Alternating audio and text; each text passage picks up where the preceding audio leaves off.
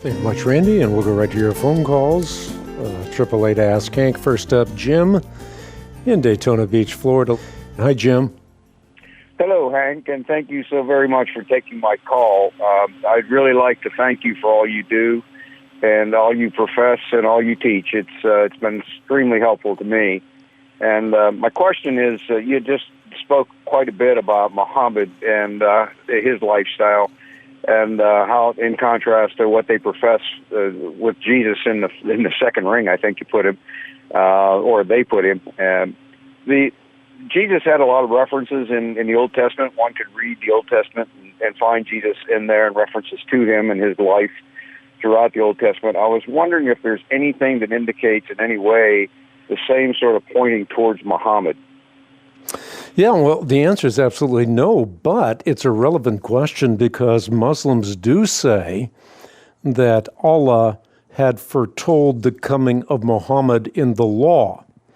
And so you have apologists such as Yusuf Ali pointing to Deuteronomy 18, where God promises Moses that he will raise up a prophet like you from among their brethren, and he will put my words in his mouth, and he will speak to them as I command him to speak to them. But as should be self-evident, the words like you and from among their brethren do not point to the coming of Muhammad, but rather towards a line of prophets that culminates in Messiah. In fact, in his poignant and very powerful proclamation at the portico of Solomon, Peter points back to those very words in evidence of Messiah as the last and the greatest messenger of God. So if we put the magnifying glass in the hand of the New Testament authors, and they look back at the Old Testament, you see that it is only Jesus that can walk through the doorway of the Old Testament prophetic line. This would have nothing whatsoever to do with what is going to happen 6 centuries after the crucifixion of Jesus Christ. That's very helpful. Thank you. My immediate thoughts were that there's nothing to close to nothing that points to Muhammad, and since a lot of what Muslims propose is that it's associated with the Old Testament teachings, there should be or would be some indication of him as greater than, if it were at all possible. And it sounds like there isn't anything at all.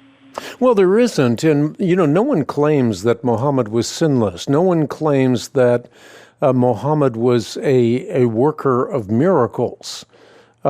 Jesus, however, attested to who he was through the working of miracles. And by the way, in this regard, I think it's also kind of instructive to note that in feigned confirmation that Allah had foretold the coming of Muhammad in the Gospels, now we're not talking about the Old Testament anymore, but the Gospels, you have Yusuf Ali, and by the way, he's got one of the most famous translations of the Quran in the English language. He points to John 14:16, in which Jesus tells his disciples, the Father will give you another helper to be with you forever.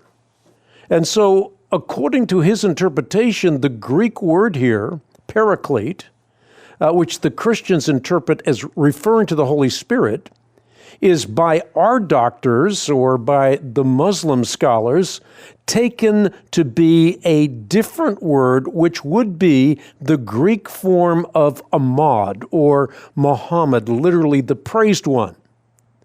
But again, the argument is self-evidently, at least should be self-evidently absurd. And I say this because archaeologists have now uncovered almost 6,000 Greek New Testament manuscripts, and not one of them renders the word in the way that it is rendered in the Yusuf Ali usage. Not only that, but a quick look at the immediate context will identify the helper as being none other than the Holy Spirit. And we know that because Christ goes on to tell his disciples, he, the Father, will give you another helper to be with you forever, even the Spirit of truth, whom the world cannot receive because it neither sees him nor knows him. You know him, for he dwells with you and he will be in you. Now, obviously, Mohammed was not with the disciples, nor was he in the disciples. As Jesus promised, the helper was to come in a matter of days, not a matter of centuries. So all of this is just a way of trying to take the Gospels and the law and in some way or other suggest that they point forward to Muhammad when nothing could be further from the truth.